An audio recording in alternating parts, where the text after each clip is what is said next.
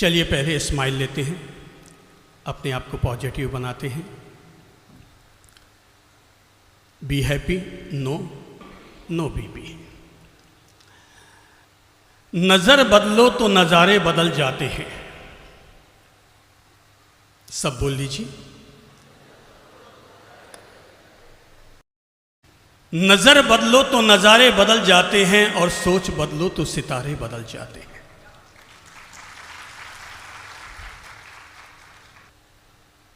किसी भी इंसान के जीवन के निर्माण के लिए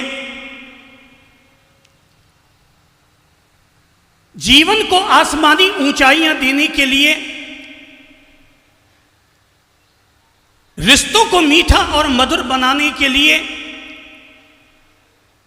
टूटे हुए समाजों और परंपराओं को आपस में जोड़ने के लिए अगर किसी की भी अगर सबसे बड़ी भूमिका बनती है तो एक की ही भूमिका है, और अंगुली उठाकर बोलिए, उस चीज का नाम है बड़ी सोच। उस एक इकलौती चीज का नाम है और वो है बड़ी सोच। एक पिता ने जब यह सुना कि उसका बेटा मुंबई की एक बड़ी कंपनी में मैनेजिंग डायरेक्टर पद तक पहुंच चुका है, तो अपने बेटे से मिलने के लिए पिता चला आया। और जब ऑफिस में पहुंचा तो देखा कि शानदार बड़ी हाई लेवल की ऑफिस बनी हुई थी।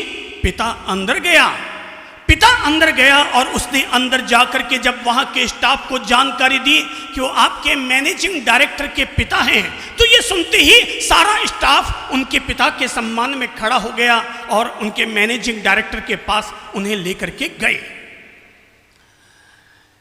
पापा ने अपने बेटे का ऐसा हाई फाई रौब देखा, देख करके बड़ा खुश हुआ कि आज मुझे गौरव है, फख्र है कि आज मेरे बेटे ने इतनी ऊंचाई तक विकास किया है। वो बेटे के ऑफिस में गया। बेटे ने जैसे ही पापा को देखा, सामने खड़ा हुआ, पांव छुआ, अभिवादन किया और वापस आकर के अपनी चेयर पर बैठ गया। सारा स्टाफ, जब मैनेजिंग डायरेक्टर के पिता आए हैं तो सारा स्टाफ चला आया और सामने आकर के सेवा में उपस्थित हो गया। पापा ने अपने बेटे को आशीर्वाद दिया, कंधे पर थपथपाई, सिर पर हाथ रखा। न जाने पापा को क्या सूझा। पापा ने अपने बेटे से कहा, बेटा एक बात बताओ कि इस दुनिया में सबसे महान कौन है? क्या प्रश्न पूछा? सब बोल लो। दुनिया में सबसे महान कौन है? बेटे ने आओ देखा न ताओ, झट से अपनी छाती पर हाथ रखा और हाथ रखकर कहा, पापा आई एम ग्रेट। पापा दुनिया में सबसे महान तो मैं हूं। पापा को बड़ा बुरा लगा कि मेरा बेटा बड़ा घमंडी हो गया है, जो अपने आप को कह रहा है कि मैं सबसे महान, मैं सबसे बड़ा। पर पापा, इतना बड़ा स्टाफ खड़ा था तो सामने कुछ बोल ना पाए। 10 मिनट वहां पर रुके और रवाना होने लगे तो बेटा और स्टाफ वापस उन्हें दरवाजे तक छोड़ने के लिए आया। पापा जैसे ही वापस अपनी कार में बैठने लगे, न जाने फिर उनके दिमाग में क्या आया। उन्होंने अपने बेटे से पूछा, बेटा मैं फिर तुमसे सवाल पूछता हूं कि बेटा दुनिया में सबसे महान कौन? उसने कहा, पापा आप। पापा वापस झट से कार से बाहर निकल कर आए और आकर कहने लगे कि ये कौन सा तरीका हुआ। जब बेटा ऑफिस में था तो कहने लगा कि मैं सबसे महान, और जब बाहर छोड़ने आया है तो पापा के लिए कह रहा है कि पापा आप सबसे महान। आखिर इसका रीजन क्या है? और तब बेटे ने कहा, पापा मैंने पहले इसलिए अपने आप को कहा था कि दुनिया में मैं सबसे महान, क्योंकि जिस समय मैं ऑफिस में बैठा था पापा, उस समय आपका हाथ मेरे सिर पर था। जिस समय पापा मैं ऑफिस में था, मैं अपनी चेयर पर बैठा हुआ था, आपका हाथ मेरे सिर पर था। तो मुझे लगा आपने जैसे ही पूछा कि दुनिया में सबसे सबसे महान कौन, मेरे मुंह से झट से निकल पड़ा, मैं सबसे महान। मैं इसलिए सबसे महान क्योंकि जिस इंसान पर उसके पिता का वरद हस्त रहा करता है, भला दुनिया में उससे बड़ा महान और कौन हो सकता है। जिस इंसान पर उसके माता पिता का साया रहता है, जिस इंसान पर उसके पिता का हाथ रहता है, भला उससे महान और कौन हो सकता है। तो बोले बेटा तब अब मैं कैसे कहा तूने कि मैं बड़ा महान। बोले पापा ये तो मैं क्या, हर बच्चा जानता है कि आज मैं जो कुछ हूं वो आपकी बदौलत हूं। दुनिया में कोई भी बेटा अपने पिता को कैसे चुनौती दे सकता है और कैसे कह सकता है कि मैं महान। हकीकत में तो पिताश्री आप ही महान हैं, क्योंकि आज मैं जो कुछ हूं वो आपकी बदौलत हूं। आज मैं जो कुछ हूं वो सब कुछ आपकी बदौलत हो।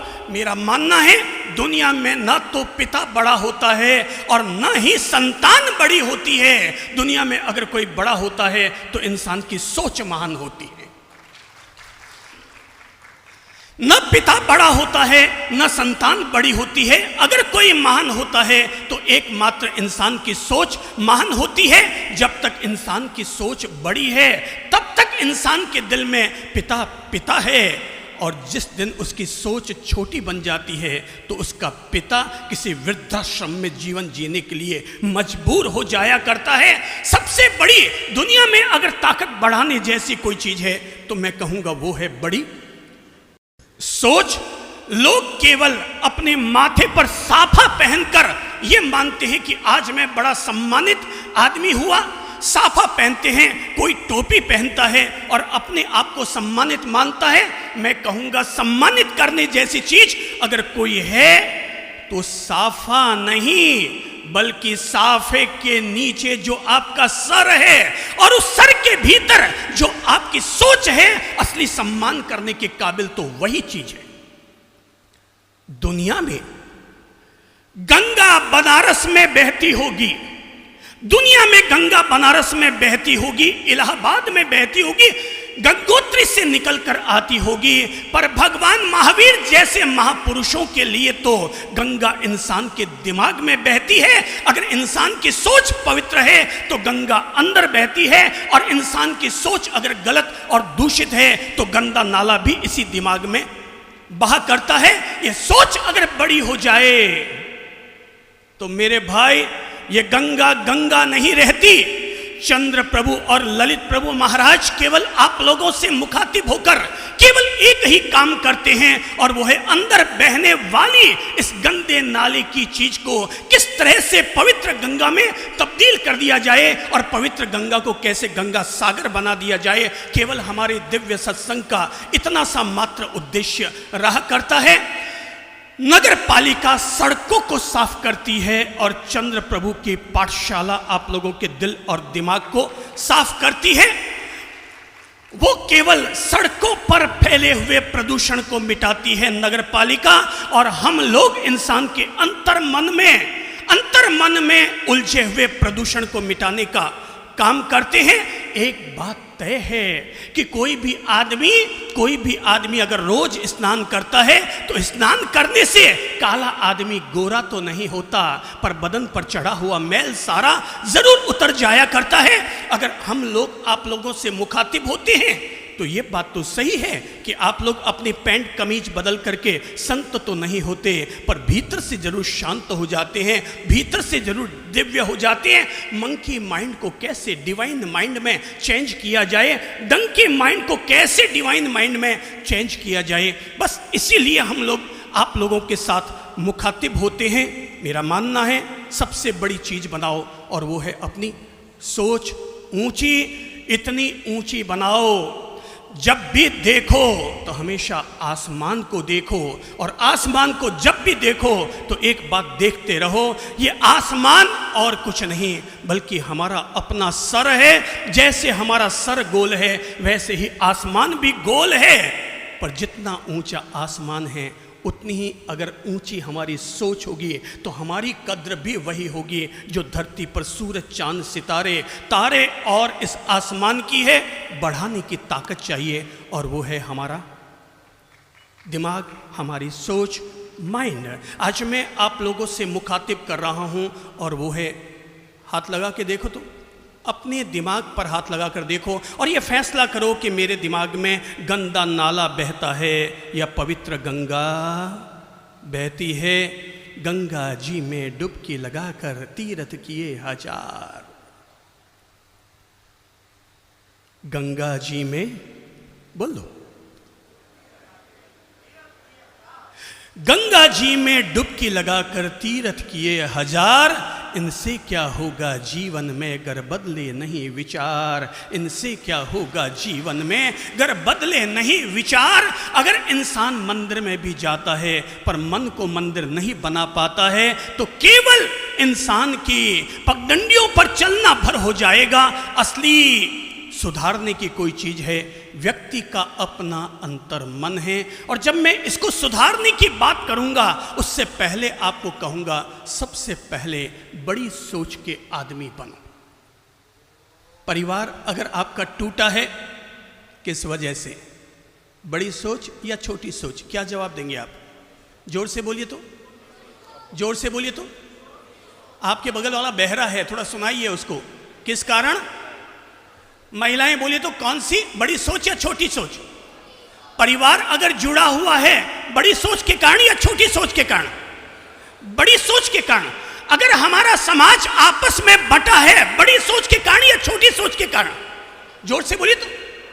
छोटी सोच के कारण। आज अगर कोई भी व्यक्ति, एक पड़ोसी अगर थानकवासी है, एक पड़ोसी अगर मंदिर मार्गी है, मैं पूछूंगा किस कारण? बड़ी सोच के कारण या छोटी सोच के कारण? जोर से बोलिए तो।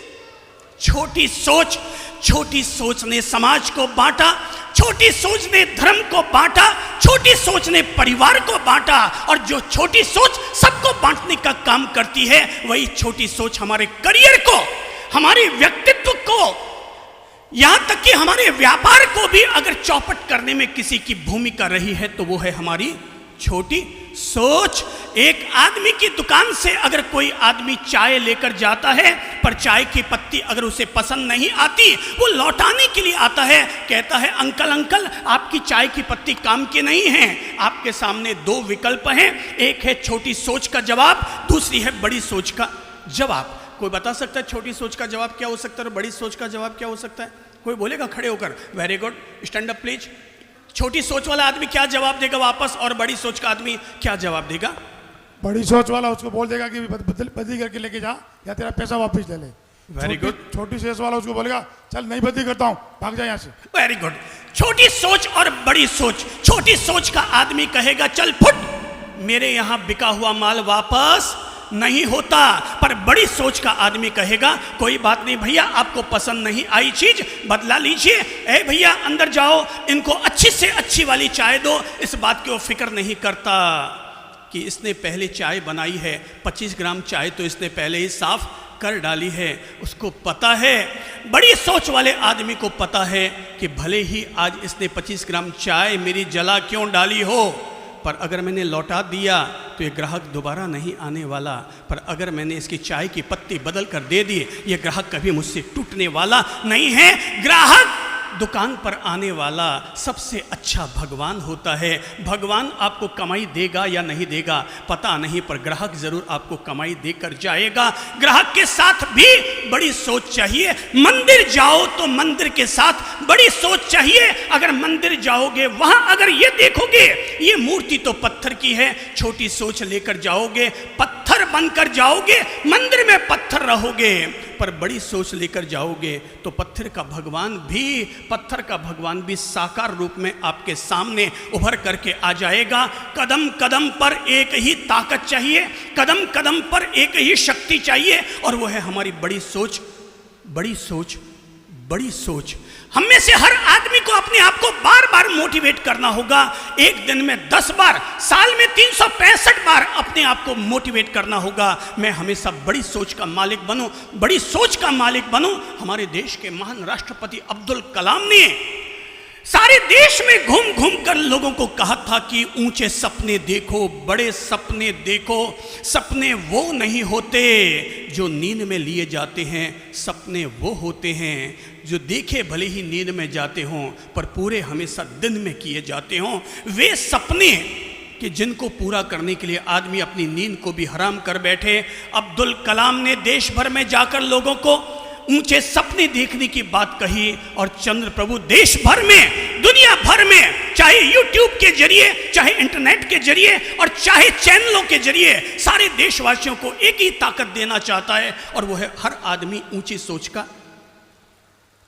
मालिक बने। याद रखिएगा, पांव में पड़ी हुई मोच और दिमाग की छोटी सोच। क्या कहा मैंने? पहले दिमाग में सब लोग ले लीजिए। पांव में पड़ी हुई मोच, पांव में पड़ी हुई मोच और दिमाग की छोटी सोच दोनों ही आदमी को कभी भी आगे नहीं बढ़ने देती। दोनों ही आदमी को कभी आगे नहीं बढ़ने देती। पांव में मोच पड़ जाएगा तो क्या होगा? आदमी चल नहीं पाएगा। पांव में अगर मोच पड़ जाए तो आदमी चल नहीं पाएगा और दिमाग की सोच अगर छोटी हो जाए तो आदमी बढ़ नहीं पाएगा। दोनों ही स्थिति में आदमी की स्थिति कमजोर हो जाएगी। मैं मानता हूं इस युग में बाबा रामदेव जी ने, स्वामी रामदेव जी ने एक बहुत बड़ी क्रांति की और वो योग की क्रांति रही और उस योग की क्रांति के चलते सारे देशवासी योग के पवित्र पथ से जुड़े। पर एक बात तय है मेरे भाई कि स्वामी रामदेव जी भी अगर आ जाए ना और वो आकर भी अगर आपको योगासन करवाना शुरू कर दे तो भी आपकी हाइट कितनी बढ़ सकती है? यहाँ योग करने वाले कौन कौन हैं देखो तो सही। कौन है जो रोज योग करते हैं? कोई है क्या? हाथ खड़ा कर दो। खड़े हो जाओ ना, हाथ भी क्या खड़ा करना है, देखता हूँ कौन कौन लोग हैं। देखते हैं रोज योग करने वाले कौन है। भाई बहन, बहनें भी खड़ी हो जाओ। 2000 लोगों में केवल अभी भी 20 लोग खड़े हुए हैं और योग करने वालों की अभी और देश में ज़रूरत है। सारे देश में योग की क्रांति लाने की ज़रूरत है। पर मैं अगर आपसे कहूं, भाई साहब एक बात बताइए, थोड़ा माइक दीजिए तो इन लोगों को देखते हैं। कुछ आगे कहूं उससे पहले थोड़ा इन योगियों से मुखातिब होता हूं। अच्छा चलिए एक बात बताइए, आप इतने लोग जो रोज़ योगा करते हैं, इस समय आपकी हाइट कितनी है? 6 फीट पूरी। 6 फीट पूरी। अच्छा चलिए एक बात बताइए कि आपको अगर अपनी कद काठी को लंबा करना हो तो इसके लिए कौन सा योग है? आसन का नाम बताइए। कद काठी को लंबा करने के लिए कौन सा योग है?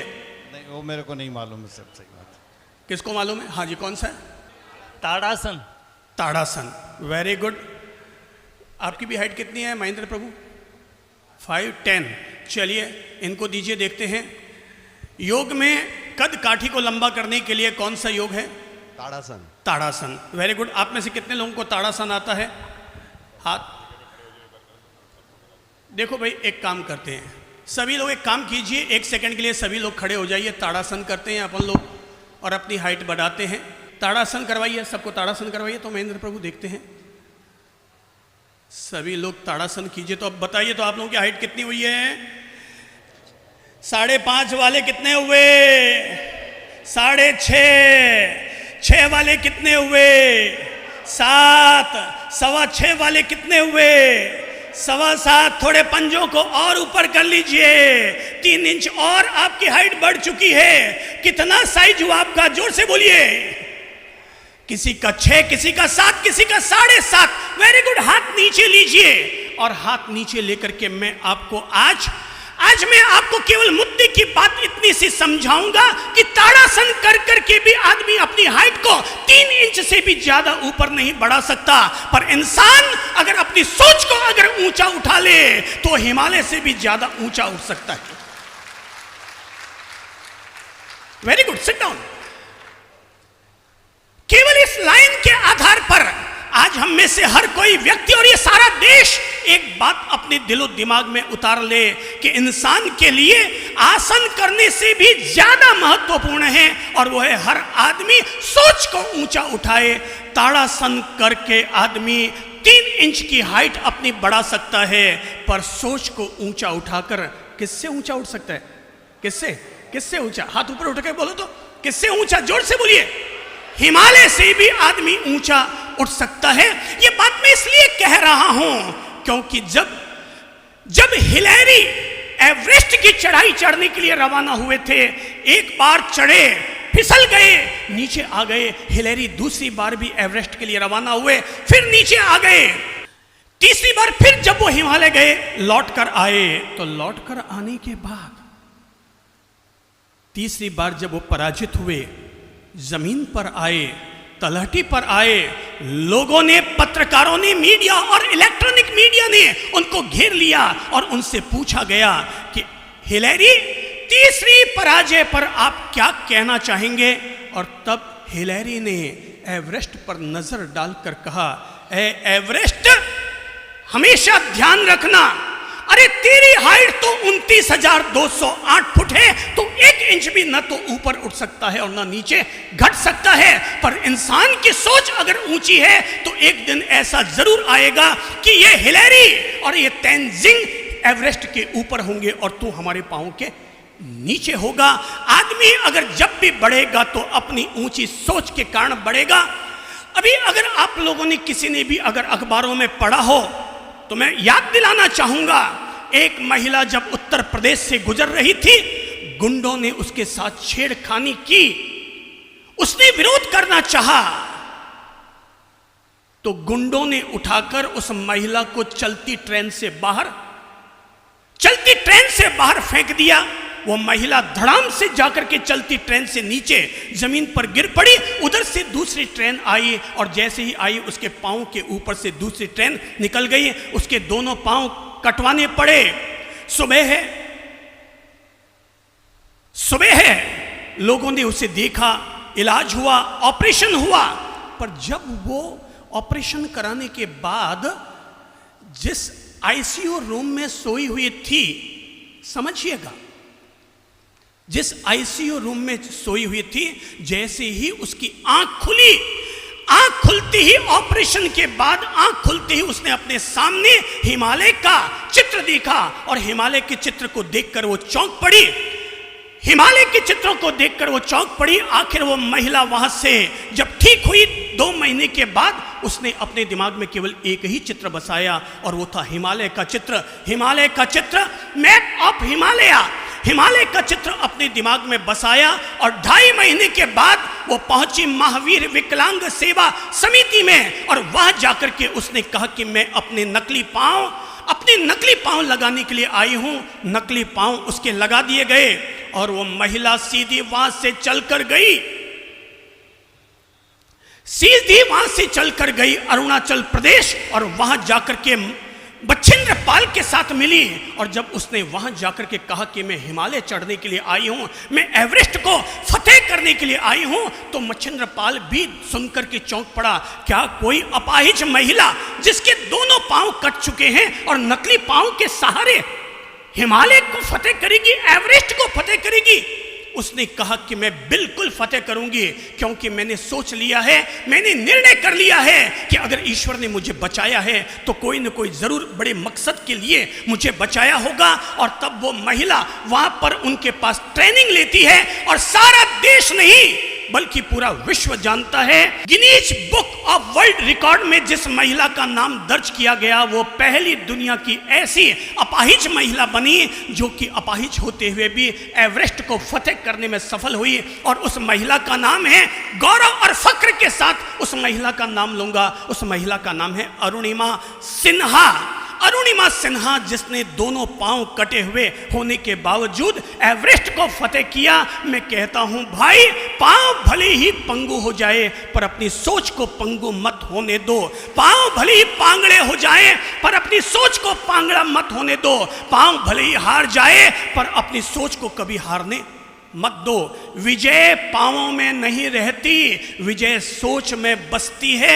यहां अगर विजय का फैसला है तो आज नहीं तो कल इन्हीं पाँव से कोई पीटी ऊषा बन जाएगा, इन्हीं हाथों का उपयोग करके कोई किरण बेदी बन जाएगा, और इन्हीं आंखों का उपयोग करके केवल सपने नहीं देखेगा बल्कि चंद्रलोक तक पहुंचने वाला कल्पना चावला बन जाएगा। हम में से हर किसी आदमी को एक ही ताकत अपने भीतर बटोरनी होगी, और वो है ऊंची सोच। हमारी सोच में 4 तत्व जरूर होने चाहिए। मैं इसे 4P का फॉर्मूला कहूंगा।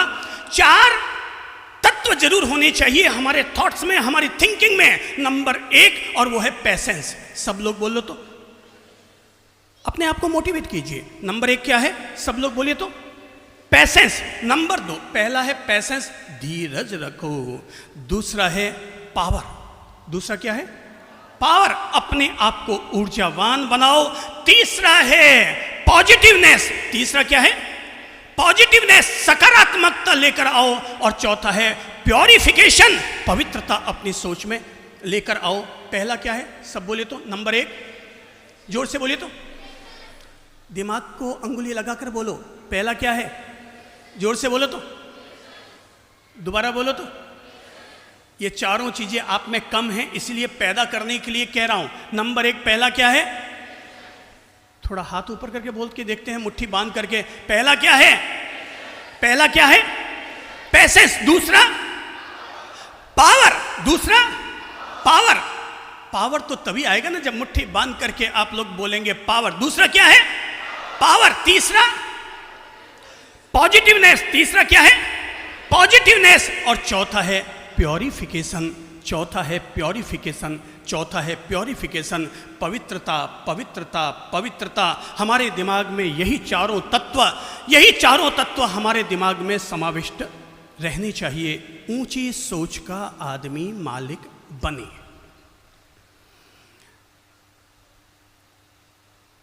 एक बच्चे का हैप्पी बर्थडे था,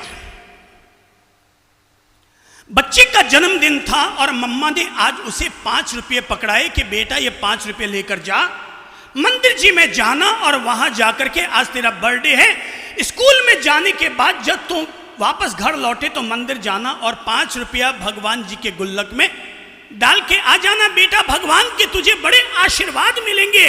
भगवान के गुल्लक में जो भी डालता है भगवान उसको 100 गुना करके लौटाया करता है। मम्मा ने बेटे से कहा, और कोई दिन होता तो शायद बेटा डेयरी मिल्क खरीद के खा लेता, पर आज चूंकि बर्थडे था भगवान के साथ, आज आदमी गड़बड़ नहीं कर सकता। स्कूल गया, मंदिर गया, 5 रुपये चढ़ाए, और जैसे ही वापस मंदिर से बाहर आया, आते ही देखकर चौंक पड़ा। आज तो मंदिर के बाहर एक शानदार ब्लैक कलर की मर्सिडीज कार खड़ी थी। चकाचक शानदार कार खड़ी थी, बिल्कुल BMW, बिल्कुल BMW कार खड़ी थी। बच्चा बाहर आया, मस्ती से कार देखने लगा, कार के ऊपर हाथ फेरा। कैसे किया? थोड़ा हाथ करके बताओ कैसे, कार को कैसे? मजा आ गया। वो उसने कार को देखा, हाथ फेरा, मजा आ गया। शानदार फिसल पट्टी जैसी कार। अब भाई साहब, आपकी 15 लाख की कार में और 75 लाख की कार में कुछ तो फर्क आता ही होगा ना। तो 75 लाख वाली कार पर हाथ चलाया तो बड़ा मजा आया। वो ऐसे कार पर हाथ फेरा था, उसके आईने में अपना चेहरा देख रहा था, अंदर झांक झांक के उसकी कुर्सियां देख रहा था, अंदर की सेटिंग देख रहा था कि इतने में ही कार का मालिक चला आया। उसने बच्चे को यूं घूर घूर के देखते हुए देखा। उसका, क्यों भाई, क्या इच्छा है, क्या बात है, कार को क्यों देख रहा है? सर क्या बताऊं, कार आपकी इतनी सुंदर है, इतनी शानदार है, देखते ही दिल खुश हो गया।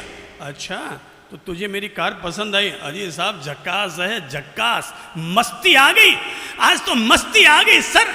और मुझे तो लगता है आज मेरा बर्थडे है, आज मेरा बर्थडे है। मंदिर जी में गया, 5 रुपया चढ़ा के आया, बाहर आती इतनी सुंदर झक्कास कार मुझे देखने को मिल गई। मुझे तो भगवान ने हाथों हाथ ही फल दे दिया। अच्छा, तो आज तेरा बर्थडे है? हाँ सर, मेरा बर्थडे आज। अच्छा, तो इस कार में बैठने की इच्छा है क्या? अरे सर, तब तो मजा आ जाएगा। अगर आप मुझे अपनी कार में बैठा लें तब तो डबल मजा आ जाएगा। हैं अंकल, तब तो मजा आ जाएगा अगर आप मुझे अपनी कार में बिठा लें। कार में बिठा लिया, लड़का भी आगे बैठ गया, मालिक भी आगे बैठ गया, और कार घुमाते हुए कार घुमाते हुए गेट ऑफ इंडिया की तरफ बढ़ने लगे। और जैसे आगे बढ़ने लगे तो अंकल ने पूछा, मेरी कार पसंद आई? सर मैंने कहा ना मस्त है आपकी कार। अच्छा बड़ी मस्त कार है। बोले सर आज मेरा बर्थडे है, आपने मुझे घुमाया, मुझे बहुत मज़ा आ गया। अरे यार तेरा भी बर्थडे है, हकीकत ये है कि आज मेरा भी बर्थडे है, दोनों का आज बर्थडे है। बोले हाँ सर आज दोनों का बर्थडे, तब तो मज़ा आ गया। अच्छा सर आपने ये कार कितने में खरीदी? अंकल ने कहा भाई अब जब तूने पूछा है कि कितने में खरीदी है तो हकीकत ये है ये कार मैंने नहीं खरीदी, बल्कि आज मेरा बर्थडे है। तो आज सुबह सुबह ही मेरे बड़े भाई ने मुझे ये कार बर्थडे पर गिफ्ट ला करके दी है। मुझे मेरे बड़े भाई ने आज ये कार गिफ्ट ला कर दी है। बस मैं तो अपनी इस कार का मजा ले रहा हूं, अपनी कार का मजा ले रहा हूं। आज मेरे बड़े भाई ने मुझे ये कार गिफ्ट दी। उसने पूछा अच्छा सर आपके बड़े भाई ने आपको कार गिफ्ट दी? अंकल ने कहा तेरा क्या सोचना है, क्या तू भी बड़ा होकर के ऐसी कार खरीदना चाहेगा? उसने कहा सर दरअसल जब मैंने आपकी कार देखी तो मैंने यही सपना संजोया मन में कि मैं भी बड़ा होकर ऐसी कार खरीदूंगा। पर जब आपने ये कहा कि आपके बड़े भाई ने आपके बर्थडे पर आपको कार गिफ्ट दी है तो मेरी सोच बदल गई, मेरी मेंटलिटी चेंज हो गई। मैंने भी फैसला कर लिया कि मैं भी बड़ा होकर आपके बड़े भाई जैसा बनूंगा, ताकि मैं भी अपने छोटे भाई को ऐसी ही कार गिफ्ट दे सकूं। मैं बड़ा होकर के आपके बड़े भाई जैसा बनना चाहूंगा, ताकि मैं भी अपने छोटे भाई के बर्थडे पर ऐसी ही कार खरीद करके उसको गिफ्ट दे सकूं। मेरे भाई आप इतना ऊंचा सोचो, इतना ऊंचा सोचो कि ये दुनिया उसकी कल्पना भी न कर पाए। तुम हमेशा इतना ऊंचा सोचो, दूसरों की अपेक्षाओं से भी ज़्यादा ऊंचा सोचो। सोच अगर छोटी रहेगी, तुम अगर हार गए हारे हुए खिलाड़ी रहोगे, पर सपनों में सोच में हमेशा जीत को देखते रहोगे तो आज नहीं तो कल वापस तुम जीत के खिलाड़ी बन जाओगे, विजय के खिलाड़ी बन जाओगे। ऐ मिस्टर संयम लोढ़ा, आप अगर विधायक बने हुए रहे, मैं तो यही कहूँगा मत कहो भूतपूर्व। भूतपूर्व कहने वाले लोग हमेशा हार को देखते हैं, हमेशा कहो अभूतपूर्व। मैं कल भी विधायक था, आज भी हूँ, कल भी रहूंगा। हमेशा जीत के सपने देखो, जीत की सोच अपने भीतर पालो। ताकत भाई लोगों, बादाम खाने से ताकत नहीं आती है, यहां ताकत है। ताकत कहां है? यहां सोच में ताकत है। यहां अगर ताकत है आपके भीतर तो आदमी बड़ी से बड़ी पराजय को भी जीत में बदल सकता है। और आज मैं जिस बिंदु को आप लोगों को खास तौर पर जिसके लिए मोटिवेट करना चाहूँगा, अंतर प्रेरित करना चाहूँगा, वो है पॉजिटिव थिंकिंग। क्या सब बोलो तो एक बार पहले, पॉजिटिव थिंकिंग। क्योंकि मेरा मानना है कि जब तक आपके भीतर पॉजिटिवनेस नहीं आएगी, आप बड़ी सोच के मालिक नहीं बन पाएंगे। कोई अगर मुझसे पूछे कि मेरी सफलता का राज क्या है, मेरी स्वस्थता का राज क्या है, मेरी मधुरता का राज क्या है, तो मैं कहूँगा मेरी स्वस्थता, मधुरता, लोगों के साथ अदब से पेश आने की कला का अगर कोई राज है तो वह है मेरी सकारात्मक सोच, पॉजिटिव थिंकिंग। सकारात्मक सोच से बढ़कर कोई धर्म नहीं होता और नकारात्मक सोच से बढ़कर कोई विधर्म नहीं होता। सकारात्मक सोच से बढ़कर कोई पुण्य नहीं होता और नकारात्मक सोच से बढ़कर कोई पाप नहीं होता। किसी ने अगर नवकार मंत्र का जाप किया, किसी ने अगर गायत्री मंत्र का जाप किया, किसी ने अगर अल्लाह अकबर का जाप किया, किसी ने भी एक ओंकार सतनाम का जाप किया, मुझे नहीं पता कि अब तक जिसने जो जाप किया उस जाप से उसको कुछ और मिला या नहीं मिला, पर मैं जिस मंत्र की बात करता हूं वो मंत्र आज तक धरती पर कभी निष्फल नहीं हुआ, कभी भी आज तक व्यर्थ साबित नहीं हुआ। और उस महामंत्र का नाम है सकारात्मक सोच, उसका नाम है पॉजिटिव थिंकिंग। कि भाई भाई के बीच जोड़ोगे फायदा मिलेगा, ननंद भाभी के बीच में इस मंत्र को लाओगे फायदा मिलेगा, पड़ोसी के साथ जोड़ोगे फायदा मिलेगा, एक समाज दूसरे समाज के साथ इस मंत्र को जोड़ेंगे तो फायदा मिलेगा, एक देश दूसरे देश के साथ अगर जोड़ेंगे तो फायदा मिलेगा। और वो है positive positive positive thinking. Be positive be positive be positive. अगर मैं आपसे पूछूं, अभी अभी हम लोगों ने देखा कि हमारे देश के प्रधानमंत्री हमारे देश में कम रहे पर विश्व में ज्यादा रहे, हमारे देश में कम रहे और विश्व में ज्यादा रहे। मैं आपसे पूछूंगा, आप अगर अपनी नेगेटिव थिंकिंग लाएंगे तो आपको लगेगा हमारा प्रधानमंत्री हमारे देश का प्रधानमंत्री है कि विश्व का प्रधानमंत्री है। पर बी पॉजिटिव, अच्छी सोच लाओगे तो पता चलेगा हिंदुस्तान में पहला ऐसा प्रधानमंत्री बना जो देश की सीमाओं से बाहर निकला और सारे विश्व को भारत से जोड़ने में सफल रहा। सारे विश्व को भारत से जोड़ने में जो आदमी सफल रहा। अगर कोई आदमी न्योते की इंतजारी करता रहेगा कि इंडोनेशिया से मुझे न्योता आएगा तो भारत का प्रधानमंत्री जाएगा, अरे न्योते की इंतजारी जमाई किया करते हैं, बाकी तो हर आदमी खुद अपना कदम बढ़ाते हैं और आगे बढ़ करके सामने वाले के यहां पानी पी करके आ जाते हैं। आगे बढ़े और उसने पानी पिलाया, हमने पिया, आगे बढ़े, फिर भी अगर उसने दोस्ती का हाथ न बढ़ाया फिर पानी हम अगले को पिलाने की तैयारी कर देंगे। हमने दोस्ती का हाथ बढ़ाया पर तुमने अगर हाथ अपना पीछे ले लिया तो पहले हम पानी पीने गए थे, फिर हम तुम्हें पानी पिलाने के लिए आ जाएंगे। ओ मेरे प्रभु जी, मैं तो केवल एक बात कहूंगा, नो नेगेटिव बी पॉजिटिव। आज का मंत्र क्या दे रहा हूं? नो। आप जैसे बोल रहे हैं ना,